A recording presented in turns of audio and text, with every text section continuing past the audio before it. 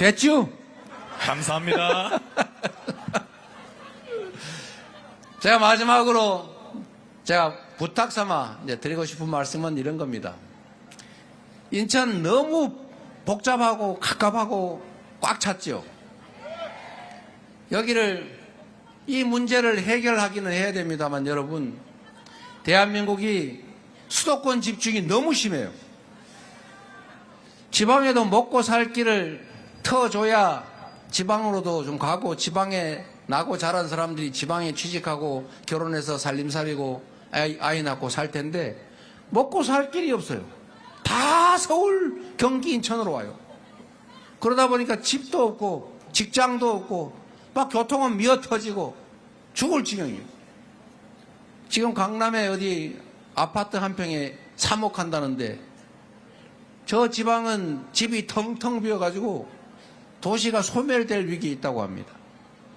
과거 한때는 이 나라가 자본도 없고 기회도 적고 하니까 이걸 모두가 공평하게 나누면 이게 효율이 없잖아요. 흐지부지 되잖아요. 할 수 없이 특정 지역에, 특정 기업에, 특정 소수에게 소위 올인 몰빵을 해줬던 겁니다.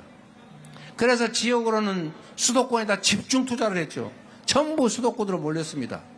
그러니까 수도권이 집중되면서 효율을 발휘해서 빨리 발전했어요.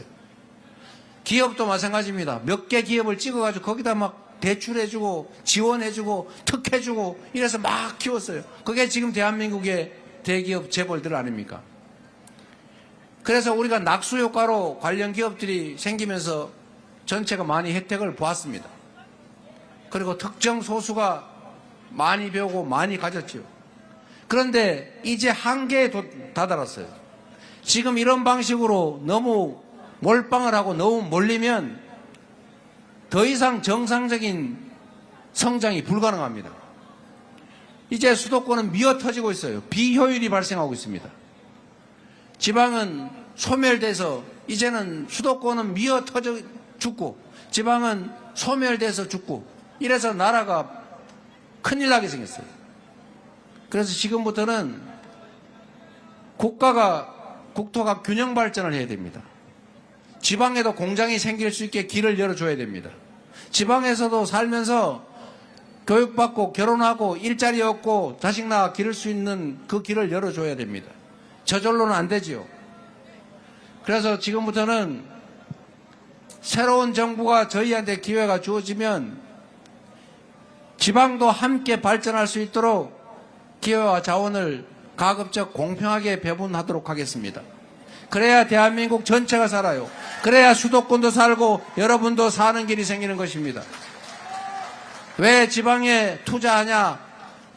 서울, 인천, 경기에다 더 많이 해야지. 이렇게 말씀하지 않으실 거죠? 저는 다른 정치인들과는 좀 다르게 저는 우리 국민들의 이 위대한 집단지성과 시민의식을 정말로 믿습니다. 제가 경기도지사를 하면서 또 성남시장을 하면서 모두가 수도권 규제 완화를 해가지고 수도권에다가 말 더 해줘야 된다 이렇게 얘기할 때 저는 십몇 년이 지나도록 수도권 규제 완화 안 된다. 불가피한 규제를 조정하는 건 모르겠지만 일방적인 규제 완화로 수도권이 더 과밀해지는 것 그거 안 된다. 이렇게 얘기를 해서 주변에 저한테 그러면 표 떨어지는데 앞으로 정치 어떻게 하려고 그러냐고.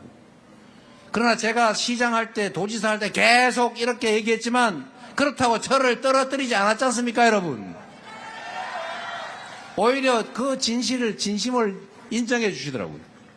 제가 경기도지사를 하면서 북부지역, 경기도 북부지역이 살기가 어렵지 않습니까?